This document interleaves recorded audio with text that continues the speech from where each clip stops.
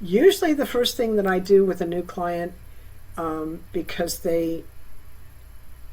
their nervous system is activated and they don't know me, the first thing I do is take them into a 3-minute alternate nostril breathing breath practice, and that helps to um, uh, calm it helps balance the emotions, and it helps balance both hemispheres of the brain, and it's a very calming um, meditation. So they go from kind of coming in being activated to calm. You're listening to Inspire Me with Jay, where science meets spirit and stories of meditation and the near-death experience awaken what's possible within us all. I'm Jay, and this is your moment to be inspired.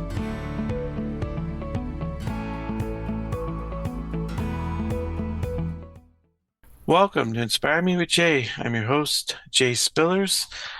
I have a guest today, Elizabeth, and she basically helps people who are wanting to recover, who have issues with stress and who have issues with pain. She does a lot of stress and pain management. She uses meditation as one of her tools to help do this. So we'll let Elizabeth get into that. Elizabeth, how are you? Why don't you tell the audience a little bit about yourself and what you do? Very good. Thank you, Jay. I appreciate the invitation to come on and share with your listeners. Um, I I was a chronic pain sufferer for 40 years, and I healed from that about 13 years ago. And part of the program, and I went into a program with walked in with 40 years of chronic pain and walked out 52 days later with no pain. And it was a holistic program, and one of the pieces of that program was meditation. And what was interesting was I actually had been meditating since 1970 something. I was taught transcendental meditation, but I didn't.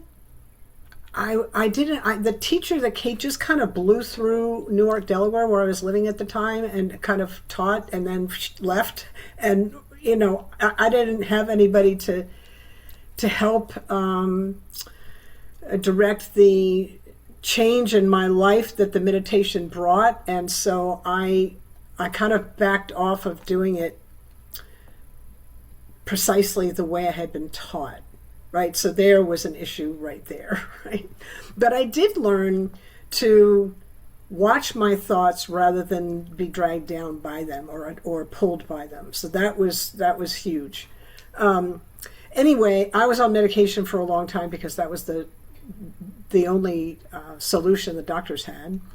And when I got off the medication as part of that pain management program, and they brought in meditation, I was really surprised at how quickly I stabilized.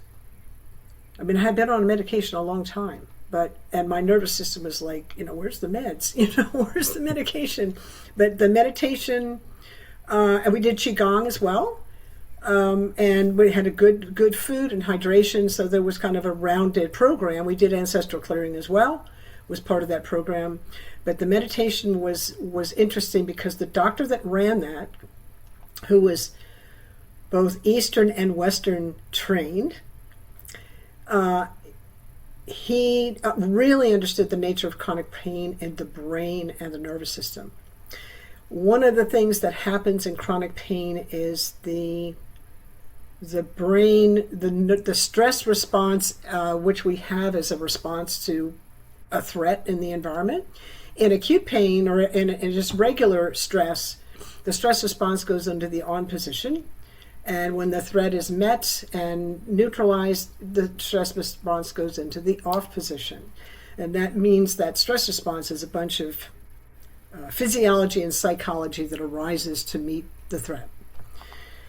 In chronic pain, the stress response gets stuck in the on position. So now we're constantly looking for the threat. The threat is never resolved as far as the nervous system and the brain are concerned. And so that's very toxic. We're not really made for that. We're made for this on off thing, not for this on. Very toxic to the body.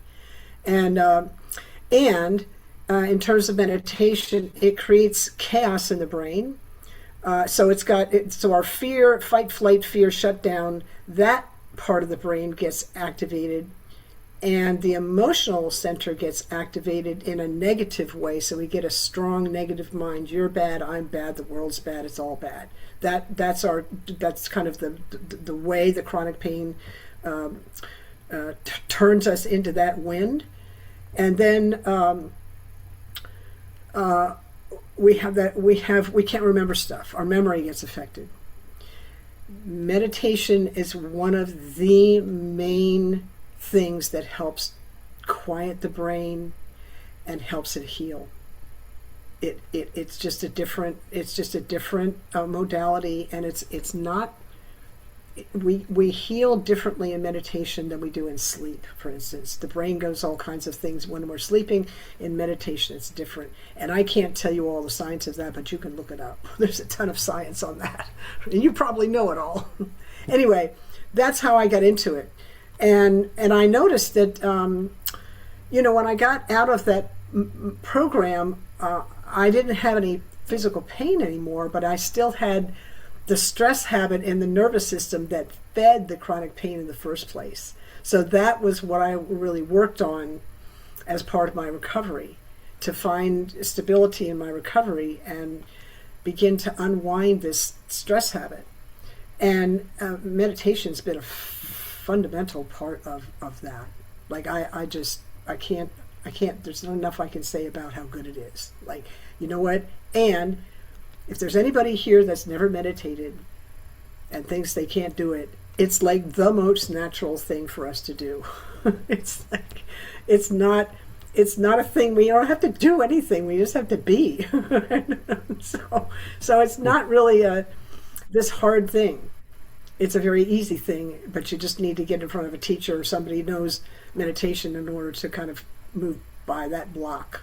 Yeah. Would you agree with that? Hmm. Yeah. So there's a connection between stress and pain, which of course, most people are aware that stress can cause illnesses in the body, but I didn't realize there was a direct connection between stress and pain. So I would imagine that people that have PTSD, or that have, like chronic stress in terms of like being psychologically diagnosed, would probably be most subject to pain from it. Yeah, the thing about chronic pain is people don't really understand what chronic pain is, the general public. Chronic pain is any pain that's felt 15 days out of 30 for 3 months or more. Physical, mental, emotional, spiritual. The brain can't tell the difference between one kind of pain and another. So a bone that's not healing kind of properly on time, and a broken heart, the brain can't tell the difference. Right? The brain can't actually tell the difference between us not being able to pay a bill on time and us running from a tiger. It doesn't see a difference, right? So we have to kind of understand they all sending the same signal. It hurts into the system, and in chronic pain, that signal just keeps going, and Mhm. that's the problem. Yeah. Well, and you probably notice like a lot of the things that help with stress also help with pain, even if you don't know the connection. Like some people use CBD, and CBD can help with nerve pain and things like that, but then it also helps you relieve stress. So there's always that connection going on. Even an aspirin, to some extent, helps relieve stress as well as the pain. I have no idea. I had no idea that that's what aspirin did. As far as I know, it's a blood thinner. I've been it's a little bit of a pain. It's a little bit of a painkiller. Hmm. But in terms of stress, I've never heard anybody put those two words together, stress and aspirin. I was just like, that's new to me. You Yeah. just taught me something. Uh, I'm talking more like from my own perspective. Like sometimes if you're feeling a little bit of pain and stress too, I take the aspirin and you feel better. But I don't hardly ever take aspirin. But Well, yeah, actually, the thing about pain is we're in an argument with pain. We don't want it, that's a place, this is another reason why meditation is so helpful, because it helps us accept what's happening in the now, in the present moment. But, we have a fundamental, everybody I know, which is a lot of people, doesn't want pain. So we have a judgment, pain is bad, right? So that's going to cloud our experience. That's going to accentuate our experience. When we look at it as pain is information, that's a different thing. What are you going to do with it? Oh, that's very neutral instead of pain is bad, right? Pain is bad. Now I'm wrestling with it, right? So if I'm feeling pain and I go reach for a pill, I didn't even, I didn't even sit with my experience. Maybe I needed some water. I don't know. If I start getting a headache during the day, which isn't very often, I start reaching for the water. I don't reach for a pill. I reach for the water, usually because I'm dehydrated. I've forgotten to drink enough water. So we have this tendency of like pain, bad. Pain, we have to do something. Well, an alternative is pain is just a signal, and we don't necessarily have to do something. We might want to change our behavior. We might want to slow down, or we might want to not work so hard, or we might want to, it has it's information, but it's not necessarily a signal that we need to make go away. And that's probably a very radical thing. But think about it. When we're kids and we're playing in the playground, and we bump against each other, right? And what happens? The adults rush to the area, and they do everything possible to like make the pain go away. That's the message. And so the subtext of that is pain is bad. We need to make pain go away. So we're at war with pain. So part of healing from chronic pain and really chronic stress is being able to sit, and this is why meditation is so helpful, is to sit in your present moment experience and not try and change it. It changes the experience altogether. If I'm not fighting with it, now I'm just in it. And there's a flow there. There's a flow of energy. Instead of me wrestling with the flow, I'm just in the flow. And, it's really easy to say that. Is another thing to do it. You really have to experience to get what I just said. Mm-hmm. Well, and a lot of it probably goes to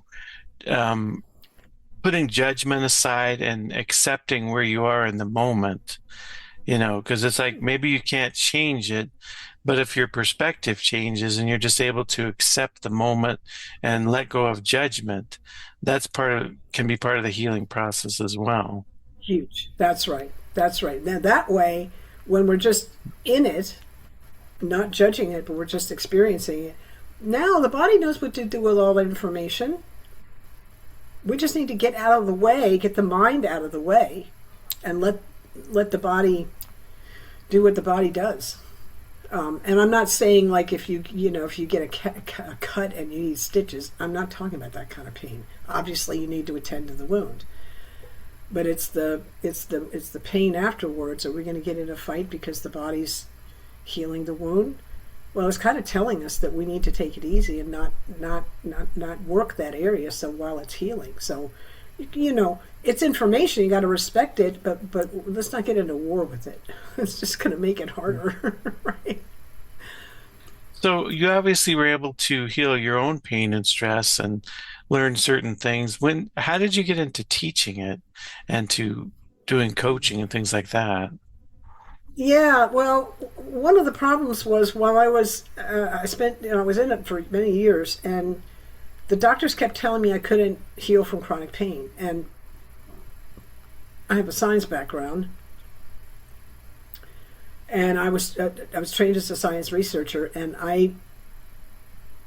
they made that a statement, and I was like, "Hey, you forgot your basic science.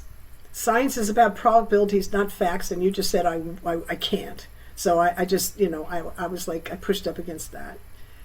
And also they're operating in a model, and so they're telling me more about the model, the limitations of the model that they're working in, rather than the limitations of the body. body's ability to heal. But it just took me a long time to find a doctor who really actually understood the nature of chronic pain. And as I said, he was Eastern and Western trained, and he really got it. He understood the holistic approach. So one of the reasons why I got into teaching is because this message keeps going out there. You can't heal from chronic pain. You can't heal from chronic pain. And I'm here to say, yeah, you can. And you don't have to do it with medication, right? So, I mean, I'm not saying don't take medication. I'm saying it's not needed. It's not required.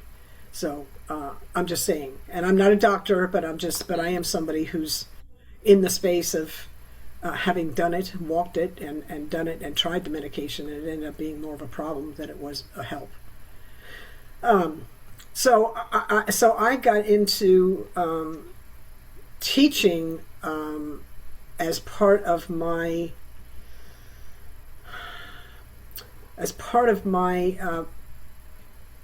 being able to spread the message that you can heal from chronic pain. And the other part of that was while I was in treatment, my counselor said to me there's an 80% relapse rate in the first year, because I was in a treatment center for drugs and alcohol dependency, because I was dependent on the medication that I'd been on. And I was like, 80% relapse rate in the first year. What's wrong with this model? Right? We got to do better, right? So I said, well, when I get out of here and I get my sea legs and my own recovery, and get my foundation, I'm going to do whatever I can to change the needle on that one. So that was my motivation, was to like we need a different model of recovery, addiction recovery, and chronic pain is a kind of addiction. Stress addiction it's a kind of addiction. We need a different model. So that's what I do. I approach it from a different model, and meditation is a huge piece of it. Mm-hmm. So you obviously do meditation. Are there other things that you incorporate into your practice? Well, in my own personal practice, I bring in functional medicine as well, but I'm not I would refer a client to a functional doctor, because they have a full-bodied integrated approach to kind of getting the physiology sorted out, the digestive system and the immune system and all of that. And I have my diet, again, like hydration, good diet. In other words, like for example, sugar will create an emotional roller coaster. So we're trying to calm down. Sugar will just add to that stress. So that's come out of the diet. So those kinds of things. I have a yoga practice. Part of yoga, of course, is meditation. What else? I go outside. Nature is a big piece of it.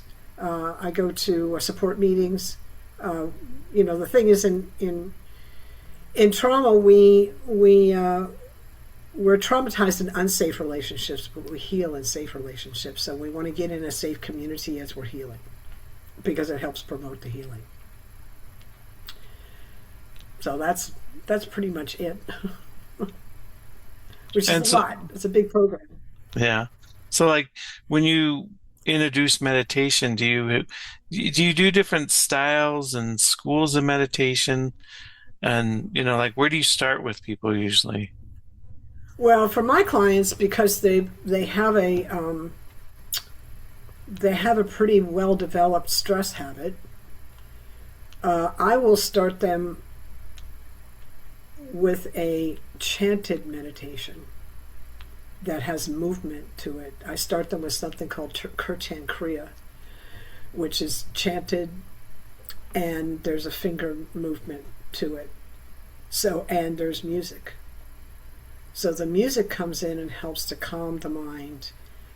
The fingers, there's an intimate relationship between the fingers and the brain. So when we do this kind of movement, we're actually, and there's all kinds of scientific studies on Kirtan Kriya, we're actually working on the brain here. It's used, Kirtan Kriya is kind of commonly used for stroke patients and Alzheimer's patients to help with brain function. So it's kind of a well-known meditation. That's where I start because, like I said, we've got the music, which helps calm. We've got the finger movement, and we've got the chanting. And we want to be very careful with people. I tend to want to be careful with people in teaching meditation because I don't want to mimic a shutdown response. So I wouldn't start them with a sitting still,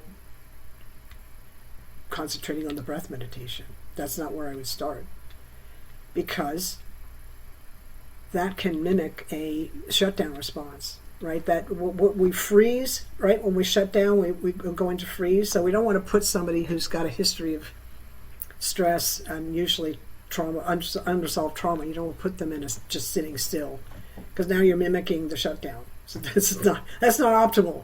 So a little bit of movement, a little bit of chanting to work the vagus nerve, and hearing the music. This is a really sweet combination. It's a great beginning for a meditator. That wasn't how I learned, but when I got into recovery, in my early recovery, I sat in those kinds of meditations and I noticed how much it moved the needle in my own stress response, calming it down. So that was like, oh, I see what this is doing, right? And then I went and read the research. It's like, oh, this is great, right? So that's what I do. Yeah, that would be really good too. Because a lot of people, you'll hear them say things like, well, I can't just sit and meditate. I'm too fidgety. I just can't sit still like that. And it's like, okay, we'll start with this process. Try this type of meditation. That seems like that would be really good for them too. It's a nice combination, and they don't realize they're meditating.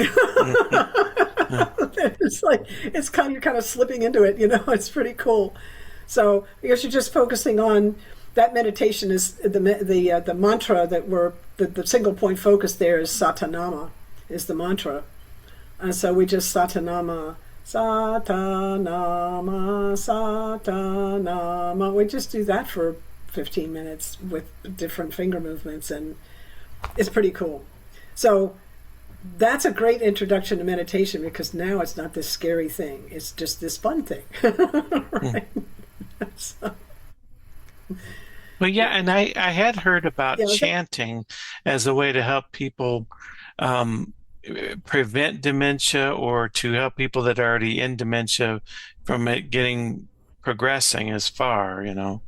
So I had heard well, that I'm not. idea before. Yeah, I don't know about the research on that. It wouldn't surprise me, but I'm just not familiar with the research on that. It wouldn't surprise me, but you'd have to look that one up. Hmm. And Chanting is the. Yeah, go go ahead. ahead. No, go ahead. I was just gonna say, chanting is if you think about it this way, everything's a vibration, and sound is a vibration, and when we make a sound, we're vibrating, and there are certain words, certain sounds that when we chant them, they take us to the address of their sound. They take us to that frequency, and you can't separate mind, body from spirit. So you're getting a mind, body, spirit expression of experience of that frequency. So Satanama is one frequency, and there are many mantras, right? So, but that's the idea there. So the other thing about chanting is we're the vagus nerve, which is the largest nerve. It's the 10th cranial nerve. It's the largest nerve in the body. It goes from the neck down into all the organs, and it goes up into the face and the neck. And when you get a gut feeling, that expression, a gut feeling, that's the vagus nerve giving you a signal. That's the vagus nerve, right? So everybody knows that, right? So when we chant, we're actually toning the vagus nerve. And one of the things that happens in chronic stress or PTSD or CPTSD or chronic pain is that the vagus nerve has this dysregulation in it, and so we're like you said, fidgety. We're like, we're either fidgety or we're shut down. We kind of go from one to the other. And so chanting helps to create regulation or toning in the vagus nerve. Hmm. And so, what other kind of meditations do you like to do with your clients? Well, a lot of a lot of there's a ton of different breath meditations, but first they have to be able to do enough of the Kirtan Kriya kind of meditation so that they can sit still and do a breath meditation, because that's a little more sitting still than the mudra, than the music. Lots of different breath meditations. There's some that are activating, there's some that are calming, there's some that are stabilize the emotions. There's all these different kinds. There's like one that's really good for clearing anger, which is called Satali breath. Cooling, it's a cooling breath. There's all these different, like a ton of different breath meditations. I'm working on one. I'm in the middle of a 40-day practice right now on one called. It's a two sniffs in. Oh no, it's two breaths in this way, Oh, and one out. And it's a very interesting, just like hands like this, and that's a very interesting meditation. It's kind of a heart opener. And anyway, so there's lots of different ways to play with the breath, and leverage the breath to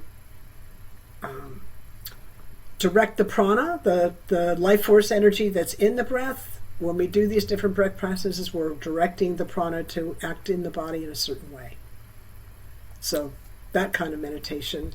Of course, there's the straight up sit down silent meditation, which is the TM, was actually the I learned and I teach the meditation that sprouted TM, which is traditional Himalayan style meditation. TM came out of that. I'm just one step behind that, where you sit on an assigned mantra. It's just a sound, and anyway, there's a process to that, and that's just a sitting silent meditation, and that's a good 20-minute silent meditation, sitting still. That's a very interesting experience. It's different than the other ones, and it's very powerful. They're all powerful. They just have different effects on the body. Yeah.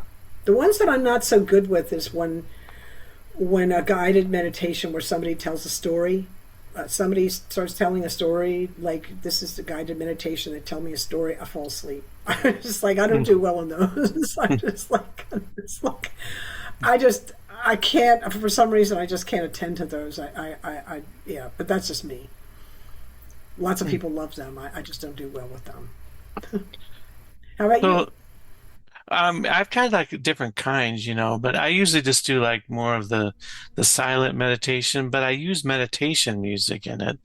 Are you kind of do you believe that using meditation music in silent meditation is okay, or do you usually just go absolute silence?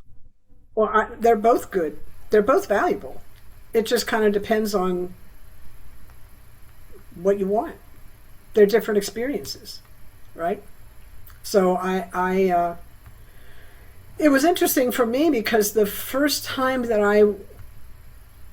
during COVID, when COVID hit, I had a chance to do a 300-hour yoga teacher training out of India, and they can't come online. Teacher came online, and I did that, and the assignment there was 20 minutes silent meditation twice a day, and I was like, oh, Because the interesting thing about that was I'd done lots of sitting quiet meditations in a group with people in the room. That's a different experience. But I was alone in my apartment, and I'm like 20 minutes twice a day by myself. Like, that'll be interesting. And what was interesting was I was able to do it. I didn't. I thought I'd get fidgety and I wouldn't be able to, want to get up and get away, and I didn't. It was very cool. So I was grateful for the challenge, and it was fun to be able to rise to it. Yeah. So 6 months of COVID, the first 6 months of COVID, that's what I did. I did 6 hours of yoga, including two 20-minute meditations, silent meditations. Yeah. Anyway. So Yeah, like, so it depends on what you want. It depends on what's the outcome. What are you going for? so like you've obviously done TM, and that's you have to be like licensed and in their system to even teach it, is what I've heard. But like the difference between TM and like this Himalayan mantra, do you see like a big difference? Do you like one better than the other? Well, they're different systems, and I don't teach TM because I'm not. I was taught TM, but I don't teach it because I don't have the. I'm not in that system. Um, like I said, the point there is one pointed. You want the mind to become one pointed, and you want to, you're trying to get into that space of allowing, being, and both of those meditations do that. So there's not one that's better than the other. They're just different. hmm In terms of like your own practice, how many minutes a day or time do you spend on meditation? Well, I have a yoga practice that I do every morning, which goes from it lasts from, if I'm super rushed, it's 11 minutes, but um, it's usually about an hour, and half of that is a meditation. The other half is physical movement. So we start with physical movement, then that gets you kind of ready for the meditation. Yeah, that's really helpful to me. So as somebody that's in recovery from chronic pain and that with that stress habit, the way I say it is like I'm teaching the nervous system. This is how we're doing life today, because I start in the morning right before I go off into my day. This is how we're doing life today, right? And then when things get dicey and later in the day, if things get activated and something happens, I have that breath practice and that grounding to go back to. So I said this is how I've been unwinding my stress habit. Is meditation is such a huge. It's not the only piece, but it's a huge piece of it. Yeah. hmm Have you done breath meditations that go for like, 20, 30 minutes or more? Just breath? Oh my God. Yes. Yes. I remember. Well, I mean, as a regular thing, like we just Sunday we had a new. I'm in a class with a Kundalini yoga master named Jagadguru Singh Khalsa, and we did a chanted meditation for 31 minutes, but we've done plenty of breath meditations for 31 minutes. I was in a yoga class in that 300-hour level, 300-hour level teacher training. It was very interesting because he took us through 90 minutes of breath practice. And it was a breath practice, and then a different breath practice, and then a different breath, and he just kept going. It was really interesting. And he was really helping us, our nervous systems, attune to the work that we were about to do, and part of that was the breath work. So it's really about kind of tuning the nervous system. Again, we're teaching the nervous system a different way to be, rather than in the stress habit. We're in this habit, right? So yeah, so a regular 30-minute breath practice is pretty normal for me. Yeah. 11 Hmm. minutes is like every day, at least 11 minutes every day, some kind of breath practice, but 31 minutes, pretty regular. So, like when you meet with clients, do you guide them through the different processes? And like, are you working with someone for several weeks and then they go on their own? Well, it depends on the client, and it depends on where they are, and what their experience is. That's kind of a loaded question because it can go. I have to meet the person where they are. Usually, the first thing that I do with a new client, because their nervous system is activated and they don't know me. The first thing I do is take them into a 3-minute alternate nostril breathing breath practice, and that helps to um, calm the it helps balance the emotions, and it helps balance both hemispheres of the brain, and it's a very calming um, meditation. So they go from kind of coming in being activated to calm, and I didn't do anything except show them how to breathe. So now they've gone from unempowered to empowered in 3 minutes. And once they start there, then once I have that, then I go into ancestral clearing and help them with their generational stuff, because that's a part of my practice.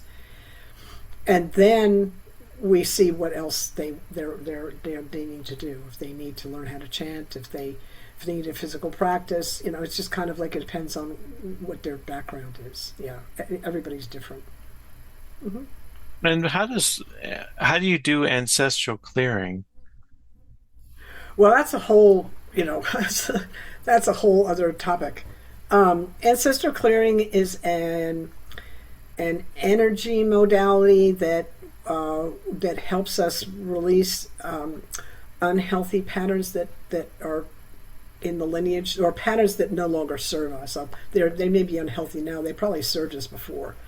Um, so, like an example of something that we would work on, and work on in ancestral clearing, is somebody comes in and says, "I'm not worthy," and we would run the process on that. And there's a whole. You've asked me a big question. You've kind of asked me, what is chocolate or what is ice cream? You can't really explain what it is until you've had it. You have to have the experience of it. But it's a very powerful process. I learned about it first in the pain management program I was in, and I was so impressed with its effect that I was like, where's the first practitioner training? I'm going to be in it. And I was. So I've been practicing ancestor clearing since 2014. Not just practicing, but as a practitioner, I've been doing having clients since then. It's a way to, I put it like this: it's a relationship between the client and source or creator, or whatever you call that which created creation. And the client is asking for help with something that they can't do on their own. You're listening to the Inspire Me with Jay podcast. Please do like and subscribe to the channel, bringing hope and inspiration to the world. If I have an issue with my mother and I can't seem to resolve it, and every time I think about her, I've got a charge in the body, I'm mad, or whatever the thing is. Clearly, I can't do this by myself. So we call on a higher power, we call on Creator to help us. And so ancestral clearing is basically a prayer practice where we ask on behalf of the client, please help her forgive, please help me forgive my mother.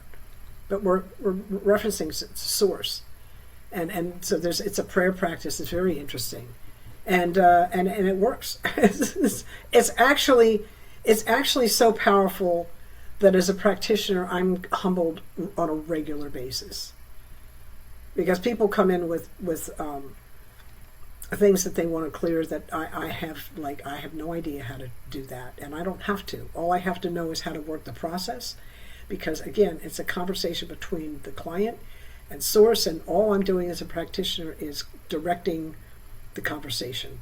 I'm not doing any healing or anything else. I'm just helping them attune to one another, and bam, they get the help is there. It's quite remarkable.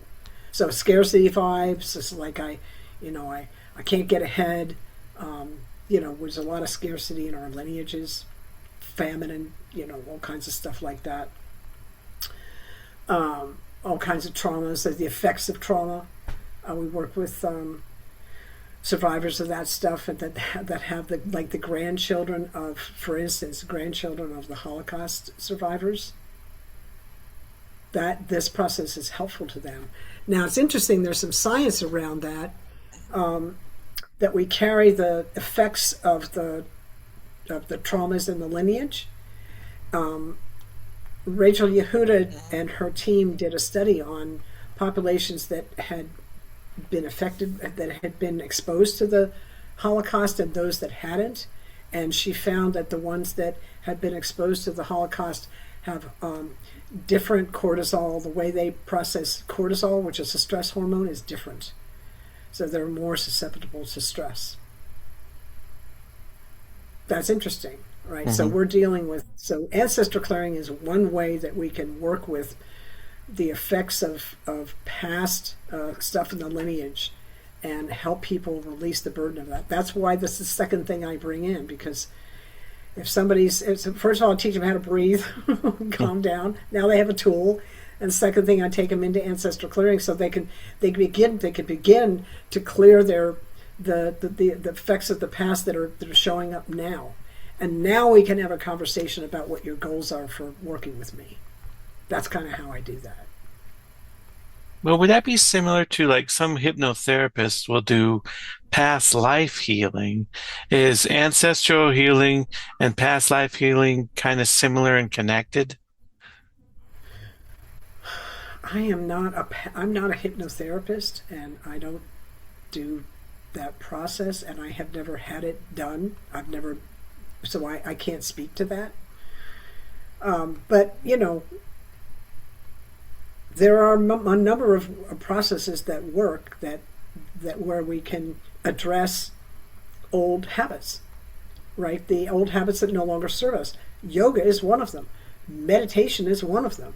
It helps us. One of the things that's beautiful about meditation, for instance, when do I use Kirtan Kriya? Because I've lost track of how many times I've done a 40-day practice with Kirtan Kriya. Remember the Satanama, that one? Well, yeah, it's great for brain function. It's great for that. And why do I use it? I use it when I've got a habit that's showing up in my life that's beginning to affect me in a negative way, like my habits around food can get a little bit unbalanced. And when I notice that, I sit down and I do a 40 days every day Kirtan Kriya. And you know what's interesting? I don't have to do anything. That Kriya does it. Whatever. It is really good at helping shift negative habits into either neutral or something more positive. And like I said, this particular meditation has had lots of studies on it, and I have sat in the rooms with the people that are doing those studies, and I ask them, typical science, I ask them, what is the mechanism, like in the brain, what is the mechanism that helps do that? And they couldn't tell me. They said, we don't know that yet, but we know it works. Right? That's pretty cool. So that's just an example of